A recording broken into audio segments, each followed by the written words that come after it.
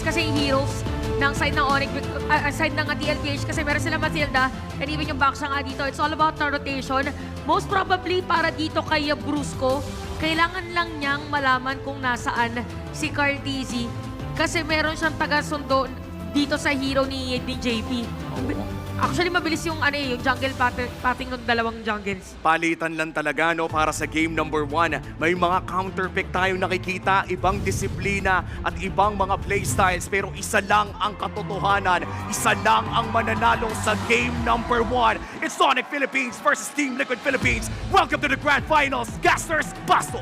Ang unang hakbang sa pagiging immortal ay magsisimula na. Handa na ba kayo, Champions Arena? Grabe! Let's give it up, nandiyan ba supporters ng Team Liquid Cavalry? Make some noise! At syempre, hindi naman magpapatalo ang Sonics! Grabe! Nararamdaman natin yung tensyon at sinabi nga natin na isa lang ang tatanghaling kampyon bago matapos ang araw na ito. Pero balikan natin muli dito sa Sonics or Onyx, ilalabas ni King Kong yung kanyang Lancelot. Mukhang ito yung pinaghandaan ni King Kong sa buong regular season. Lumabas yung weakness ng Onyx Philippines, yung inability nila na i-flex si King Kong na kapag umabot ng second phase at wala na silang jungle hero, doon sila napupuruhan. Pero ngayon may sagot sila laban sa Liquid Philippines. Lancelot pa sa harap ni Carl TZ. Yun nga eh, imaginein mo Carl Tusok, pinapakitaan mo ng Carl TZ. Sobrang iconic talaga ng hero na yan. And meron pa nga siyang skin, di ba? Ng Tusok. Sa kanya pa yan. Sa kanya nahahalin tulad, di ba? Kumbaga may Filipino translation yung teasing nga, sabi ni Chantel, tusok talaga yon. Pero ngayon, nakita natin yung harapan. Of course, onto the top lane, kailangan din natin bantayan dito si Kelra at si Hoeb. Alam naman natin si Kelra, may MSC title to. Meron siya pinangahawakan experience, pero para sa TLPH, ito yung mailap sa kanila Midnight eh. Oo, ilang seasons, ilang taon, ilang MPL yung kinuha nila para masubukan ni Carl yung MSC title. Pero ito, Sanford. Ayun na, magkakasubukan. Phantom Execution and Tornos from King Kong. Pero lalayo na muna dito ang Team Liquid Philippines. First turn will actually available na at sisimula ito ng Onyx. Yeah, it's all about the attendance na nga lang din doon.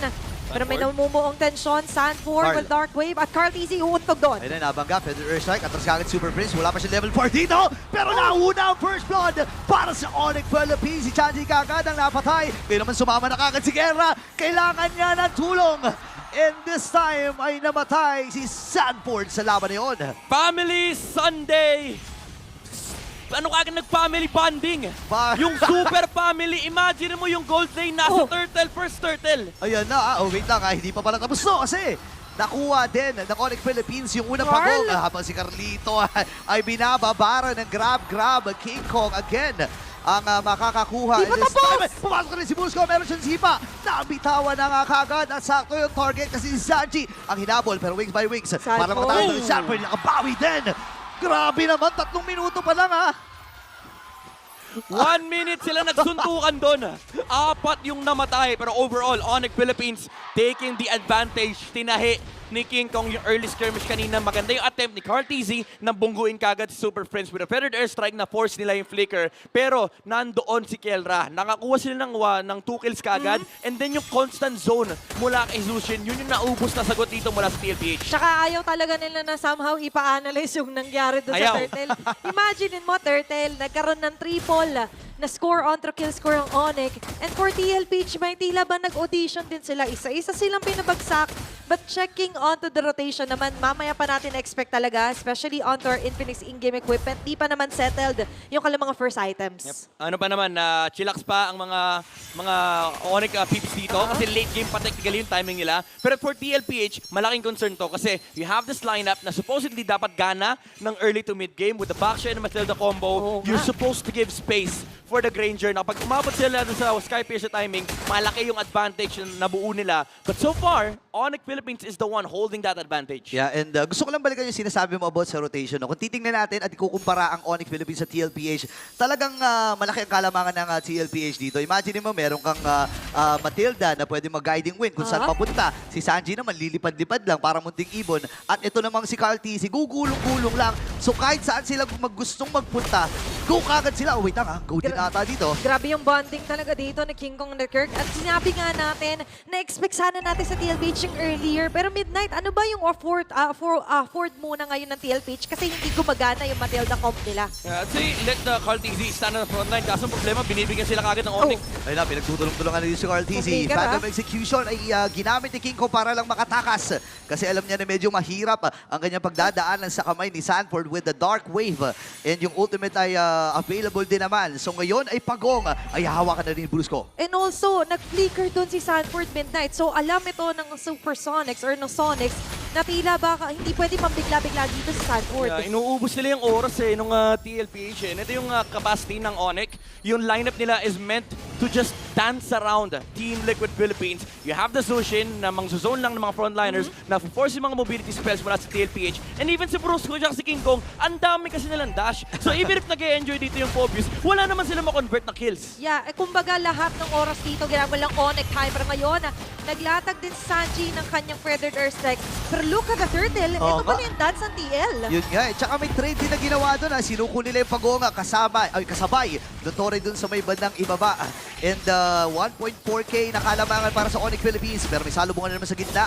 Kaya lang sabi ni Super Prince, hindi, huwag na muna tayo makipagsabayan pa. Ito yung professional buy time ng Onyx Philippines. Alam nila late game sila. Second turtle, usually wala talaga silang pake. Binibigay nila sa kalaban nila, pero it's not for free. Kasi ang ginagawa nila is cha-cha dance. So, cha-cha na dance pa. Yung literal na nakikipaguluhan sila against the enemy, and then hahayaan nila si King Kong mag-farm sa kabilang side ng mapa. Pero sa may bandang taas naman, ayaw nila hayaan na malugyan din naman. Of course, doon sila Sanford. Pero Brusco, ito na yung Ayun kick. na, nahuli ka agad at hindi yata makakasapak. Wait lang si OM, nagamit yung figure. Pero nabigpit din ni Super Prince. Si Kera nakuha ng kill habang si Kikoy namatay. Atrasan mo na dito ang Onyx Philippines. Dito na yung rescue. Dito na si Cartesi at hinahabol si Super Prince. At makakataas pa retribution ni kinamit. Wala na siyang beacon dito pero yung flicker ay na-force din. And this time ay sa may bandang gitna naman Kirk versus Sanford. Kaya lang may kasamang dalawa. Ngayon makakatakas ba? Ihinatid din pa atras. Dito si Sanford. Grabe yung atras sa bounty ng dalawang team na to ha. Pwedeng umabot ng Riyadh yung lipad dito ni Sanford. Pero again, Onyx Philippines, even though namatay si King Kong, nawalan siya ng puncture under the tower, nakakuha ng kill na naman si Kelra and si Ohib din yung namatay. So this is just TLPH's timing closing down. Kasi for Onyx Philippines, masaya sila sa trade na nakukuha nila kasi nakaka-farm si Kelra. And somehow, tug of war pala yung nangyayari dito. Kasi meron mang guiding win dito si JP. But imagine, with the Lantern Flare na meron si Super Prince, lagi niyang nami-misplace yung mga inililigtas din. Yun nga eh. Tsaka ang maganda dito no, para sa Team Liquid Philippines, hindi naman sila super duper nagpapahuli. Pero sabi nila, sige, walang mahuhuli dito sa laban na ito. Nakasiba pa si Brusco pero hindi sapat para makatulong ang kubulan ng Onyx Philippines. Si Sanford dito ay dumadamba pa rin. Pero doon sa may bandang iba pa, may ginagawa pa rin si King Kong. Nakakuha naman ng tower dito yung TLPH. They get a kill as well onto Brusco. They are gonna be happy with that. Pero ang matindi talaga dito, yung ngiti nung Sigma Jungler. Ang daming farm ni King Kong na nakukuha mula sa kanyang pattern. Ayan na, nabitbit si Ohim. Naku po, siya na naman ang naging kabayaran. Habang gulo-gulo si OTC, ang magiging punta si Kera. Wala kaganap pa ngayon. Parehas na main damage dealer na magkabilang kubunan. Si Super Prince binababaran lang. Nandatod pa rin yung kanyang mga kalaban. Pero mamamatay pa rin siya. JP makakaalpas. Ngayon nakasanim daw with the grab. King Kong si Brusco. Ito na tapas. Ahina. Pinipirmahan ni King Kong. Ngayon naman nandun yung Dark Wave. Pasok si OTC. Tatakas pa rin si King Kong. Paano yung gamit niya. Pero si JP magbibigay lang ng extra shield with a guiding wind. Si King Kong ay namatay sa kamay ni Carl. Primal Instincts from TLPH, pindutan malala, hindi naabot ni King Kong yung kanyang target. And they get a clapback against Onyx Philippines. Cartesi as well, finding Kelra on the back line. Ang laki nung kill na yun, that was Kelra being shut down And with that clash alone, extended clash yun na-eliminate nila yung gap na meron kanina ang Supersonics. Yup. Pero ngayon, babalik tayo. First Lord na kanilang pinagkakaguluhan dito, Burrito. Ayan na, nakuha na yung unang Lord ng laban. Bruce Coleman, ano magiging target? Hinahabol ni Oheb. Pero dun sa kabilang panig, si Kirk ba ay nagamit na rin yung kanyang spread. Hahabol si Carl TZ. Meron ba siyang grab? Yes sir, pero go nga ba? Ang Onyx Philippines dito hindi kasi babasagin lang nila yung Torre sa gitna. TFPH getting good recovery from Onyx Philippines. Oheb getting a lot of Wow. kills na pampapawi niya rito. Ay nakinagandahan dyan, may mga numero yung Sky Piercer niya ngayon. So for Onyx Philippines, hindi na sila ganun kasaya kapag mabababa na yung mga HP nila kasi kahit makipagsayawan sila, isang baril lang, isang kalabit lang ng bala mula kay Oheb ay pwede sila maging kwento. Nung una talaga, to be honest, diba, TLPH, nag-struggle sila na pagganahin nga yung Matilda onto the early facing. Pero yung mga extended clash pala yung pinakasusi nila dito para mabaliktad. Yes, kasi kapag nawala yung kapag na-burn yung heavy crossbow dito, pwede makapaglaro si Carl TZ sa unahan dahil napakakunat ng back shot. Tulad ng ginagawa niya ngayon, napakataas na ng kanyang sustainability, especially with this blade armor. Yung mga damage ni Kelra at ni King Kong, nakikiliti yung Ayun gulong pala, oh. ni Carl TZ. Grabe, napakakuna talaga, no? Parang gulong ng truck kung habulin. Itong si Carl TZ. Alam mo yung gulong ng truck, no? Kahit sipa-sipain mo, kaya suntok-suntokin mo yung parang wala. Pati kasi ikaw pa masasaktan Ikaw pa masasaktan eh. Oo, kumbaga hindi mga pako, mga tinik ng isda yung mga dinadaanan niya dito kapag wala nga yung heavy crossbow. Yep. And as we mentioned, balik tayo sa damage dealt naman. Kanina struggling si Sanford, pero siya yung highest ngayon, ha? Yeah, kasi yung ano dito, no, yung mga frontliners ng Onyx na sustain na ng Phobius dito for TLPH. And na-allow na rin na yung TLPH kapag sumusugod dito, kailangan na isipin ng Onyx Philippines kung mag-e-engage sila o hindi. Kasi si Carl TZ kanina pa, inuuna niya rito yung mga yung mga supporting cast, inuuna niya sila Super Prince, inuuna niya sila King Kong. Kasi pwedeng siya ilabas ng Guiding Wind. Hindi sila matatakot basta-basta. But for the Onyx naman, kanina lamang na sila. Pero ano ba yung bit of a struggle ngayon? Kasi kahit si King Kong nahihirapan dumash out eh. Yung conversion into damage, kahit pa sabihin natin pwede nilang i-kite yung mga heroes dito ng TLPH. So far kasi, yung mga targets na nasa harap ng Onyx dito, ang kukunat eh. Literal, Brusco Brothers, yung Baksha, yung Phobius, allowed lang silang gawin yung mga gusto nilang gawin kasi nga may Guiding Wind pa, may shields pa nanggagaling mula kay JP. Tapos, yung commitment nila hindi ganun kadali kasi kapag tinamaan sila ng stun, ang daming burst na pwede manggaling sa liquid, especially coming out from Oheb. Yun nga, no? Ang laking problema talaga or ang daming problema na kailangan mong atupakin dito sa Onyx Philippines. Kasi bukod sa mabilis yung rotation nila, mabilis sila makaresponde dun sa mga teamfights, ang bilis din ng nagiging action kapag may mga teamfights sila na nililinis. And looking at the Infinix in-game equipment, Midnight, kaya rin naman masakit na dito si Sanji. Ito na naman yung pasugod talaga kasi naka-glowing one na nga. And imagine, di ba, wala na siya kakatakutan masyado. Yeah, may Genius Genius 1 pa, Wand. additional penetration, and si Kelra dito hindi pa tapos yung kanyang Malefic gun, so wala pa yung penetration versus the Blade Armor, and also against the defensive capabilities of the Phobius. Dominance Ice nga lang eh. Yung hawak ni Sanford panlaban nito kaya Kelra, pero kasi ang ka-1v1 ni Kelra dito, yung yung glue tsaka yung Zushit, ka-1v1 pero dalawa eh, no? Kasama. 1v1 sa dalawa. Di ba? And nakikita naman natin ngayon for TLPH, lamang sila doon sa mga extended, sustainable team fight. Pero mukhang dito rin sa mga pickups gusto nila magkaroon eh. Oo, ang bilis ng responde dito ng Onyx Philippines. Tsaka ng Team Liquid Philippines, right after nung bangga ni Carl TZ, parang bang automatic na alam na yung Sanji na bitawan ko agad yung Federation. Oo. Doon pa sa pinakadulo, no? Kumbaga ginagawa nilang naglalakad na stun. Well, gumugulong na yan, stun. gumugulong. Si Carl TZ, kapag may tinamaan, pero strike agad. Tapos nakita mo yung damage ng Onyx. Kiniliti nila si Carl. Isang shield lang yun eh. Mula rin sa Matilda. Lalo ngayon, kumpleto na yung Assault Kiras. Yeah, tumataas yung total heal. Ayan o. Kaso ito na naman, Kelra, tatakbo na lang muna. Bandang gitna naman, nahihirapan din sila Super Friends kasi mga ganun chase, malakas yung TL. Naku, 4v5 itong laban na ito. Si Kirk ay napaspread na rin. Ngayon, magsisimula na King Kong. ang Lord na ito. Hinahabol ata ni King Kong. King Kong Ayaw versus Carl. palapitin. Sabi ni Carl, sige, King Kong, panoorin mo kasi yung M2 World 2v2. Championship. Ganito mag-Lancelot. Umit na nga si Sanford ngayon. Ay hinahabol. Oy, Kaya, sa likod! ay, nakakuha ng kill doon sa may bandang likuran. Naku, 4v4 ang magiging laban. Yung Lord ay i-reach. Si Sanford ay mapapa-flicker. Habol din si Kirk. Ngayon tatabahan din. And available pa yung kanyang grab. At nakasampa na nga Carlito. Nakuha yung Lord. Pero may pagpakat din. Mamamatay ang gold standard. Same with this one. Super Prince ay tutumpa din sa kamay ng TL. Oh my goodness, TLPH, it started off as a mistake. Naiwan nila si Sanji sa likuran. Maganda yung nahanap na entry point dito ni Kelra, shutting down the Forza. Pero Cartezy, with a quick turn, binalikan niya yung Lord. Sabi niya, guys, alam kong sinabi ko sa inyo, chill kayo, pero wag niyong iwan yung Lord. Diba kanina nagre-ready pa lang ako na kapalit dalawang buhay dito for the Lord para sa TLPH pero hindi sila pumayag. Oheb also going for the double kill. You mentioned Sanji making a mistake pero mission failed successfully pa nga yata Oo, yun. nag-U-turn eh. Si Cartezy sabi niya, teka lang boss, may naiwan ako sa bahay.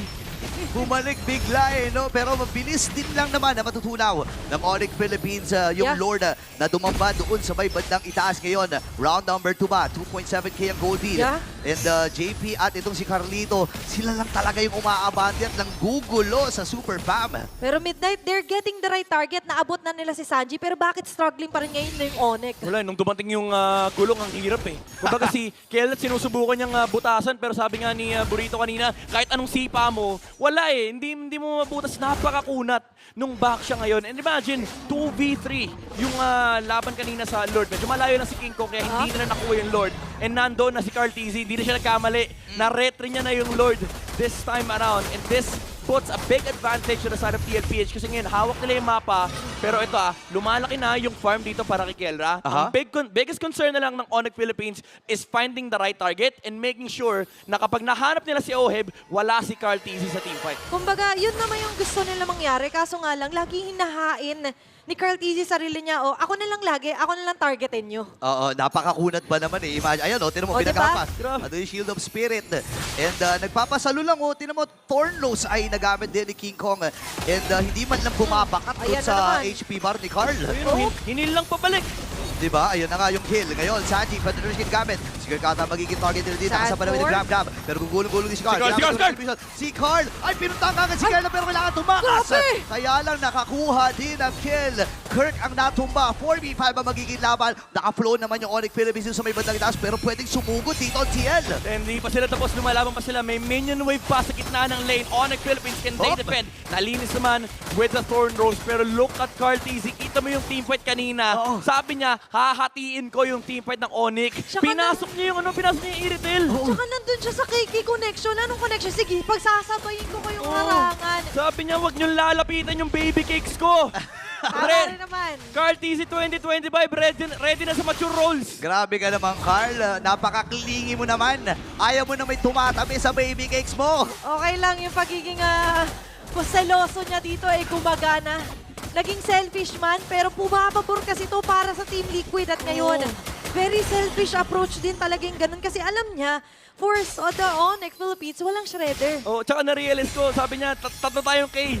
Tara, sama-sama tayo. Oh. Uy, wait lang, hinabol na si King. Ayan na naman, ayan na naman, oh. Execution na force kagad. Cartezy. Pero si Cartezy, hinahabol pa rin niya, pero nasa lupong. Di Bruce dito, available naman yung kanyang immortality. Pero dadaba si Kirk. Siya na sa nag-absorb likod. ng damage. Kaya hindi nila alam, nandun sa may right mid, Spread, left spread, mid push. Pasok si Sanford, and this time nakasalip din itong si Kirk. Pero inilalayo lamang doon sa Super Farm. Look, Cartezy! Kaya na napagtutulungan na! Tumba si Kirk, ladies and gentlemen. 4v5 ang magiging laban. Si Super Prince, pina-flashlightan lang niya si Cartezy. Pero walang Oh my mapapapigil. goodness.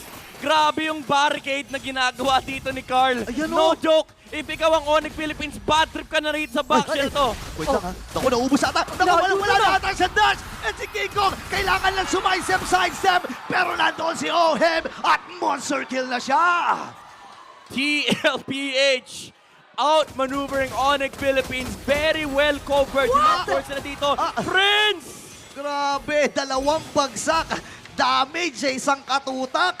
Diba? Talagang siksik-lik-lik na naman yung nakikita natin. And it all started na naman sa pag may napapansin si Carl. U-turn lang ako babalik. Oo. Gulo-gulo na naman. Grabe ito, na-miss ni Oheb to.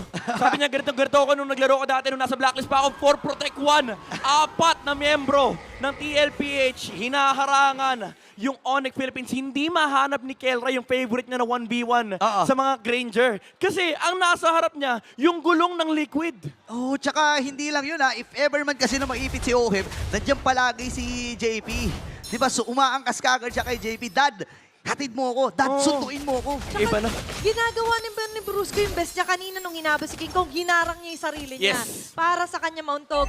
Pero Midnight, with what is happening right now, they getting the lot of ideas, maganda yung targeting, pero yung struggle, ano bang pwedeng i-answer talaga dito kay Carl TZ? Kailangan talaga makahanap ng ng ibang angle dito. Actually, yung solution mo kay Carl TZ is huwag mong pansinin yung backshot sa totoo lang. Kailangan nilang ma-zone yung ibang members dito no na para makapagbigay ng entry Kailangan. entry point kay Kelra. Siguro sipa, magical kick mula rito kay Brusco onto Oheb, pero so far kasi ang hirap gawin yan kasi kanina pa sila hinahunting ni Sanford eh. A lot is at stake doon sa sipa na yun, pero bandang baba, na doon yung puwersa ng TLPH. May Lord silang kasama dito, Burrito. Mukhang makakabasag na naman sila ng tore. Hindi makalapit yung mga miyembro dito ng Onyx Philippines. Pero Uy! sumama na rin si Sanji. Sugot.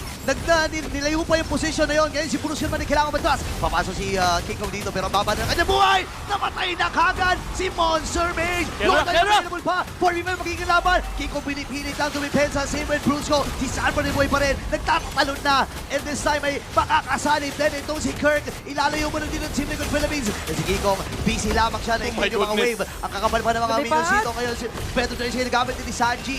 At kailangan Oh, lumayo. Kiko! Pero si Kiko ay nakapitas din ng isa.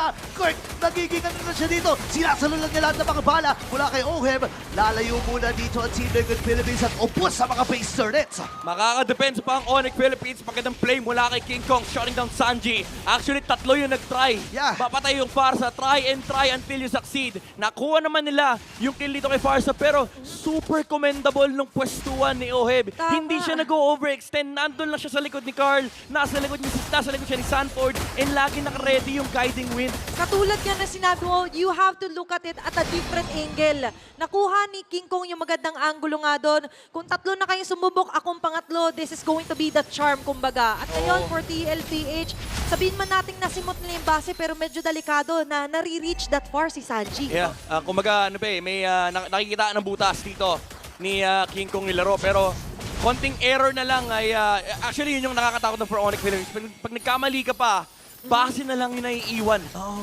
Ang hirap nito no para sa Onyx Philippines pero hindi pa rin imposible. Nakikita na natin yung damage ni King Kong and yung right targeting mula doon sa kanyang mga puncture, tornadoes, phantom execution. Sobrang hirap kalkulahin yan kasi once na hindi ka makatama doon sa puncture mo, mahihirapan ka ng makaalpas lalo na.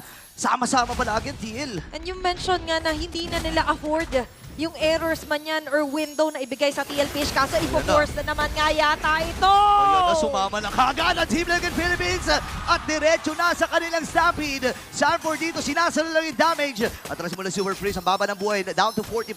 Pero si Cortese, medyo Nahanap pumupunta dun sa kabilang street, pre. Hinaharap niya si King Kong, pre! Sabi niya may Lancelot dito, kung okay, dito ako pupwesto eh. Parang Diba? kulang daw yung recipe. Parang may Oo. kulang nagtatago. Pero Kulang. ngayon, Kulang yung K. Oo nga, no. Pinilang. Kasi tatlo yung K eh. Ando si Kirk, napatay na natin si Kirk. Oo. Si Kelra, nakita na natin. Ba't parang kulang ng isang K? nasan yung King Kong, di ba? At tama naman yung hinala niya. Maganda yung idea dito for TLPH. Hindi sila nakakampante hanggang di nakikita sa mapa sa King Kong. Pero yung Lord dito ay masesecure ng Team Liquid. Yeah, masyadong malayo si King Kong doon at feeling ko ibinigay na rin talaga ng Onyx. Ang sinecure lang nila doon ay dapat wala nang mapitas at mapatay pa. Ito pa yung malala, syncable yung waves. Tatlo yung pwede nilang isync dito. May naka-hold pa sa may middle lane. Pwedeng pwestohan ng Liquid Philippines dito yung bot as well with Carl TZ kasi may mobility siya para makahabol. Hala. Hindi lang na-clear yung wave sa mid. So, mauunang pumasok yung sa baba. Pero tingnan mo si Carl TZ nandun sa base. Ayan Ayan na naman. Medyo yung U-turn dito. Ibang mga members ng Onyx. Pero mamarcha yung Lord na dadadala na Team Liquid. Aray! Kupo, napakababaka ka na buhay ni Super Brains. Kaya papasok din si Kirk. Kalahati ang kanyang buhay. Bruce kayo matras na rin. Habang si King Kong pinipilit niya abutin si Oem at si Sanji. Kaya lang masyado maganda ang posisyon. Pop yung mimo ni Brusco. Pugulong na si Carl. Sino magiging puntirya? Ngayon nabit-bit din ni Super Brains. Si Brusco ay namatay. Isa nakakanalapat humba. Hindi nila maabot King Kong! si Sanji King Kong! at si Oem. At makakadalawa na si Oem. King Kong as well ay tutumba. At ang cover niya kukuha ng Game 1. A great start.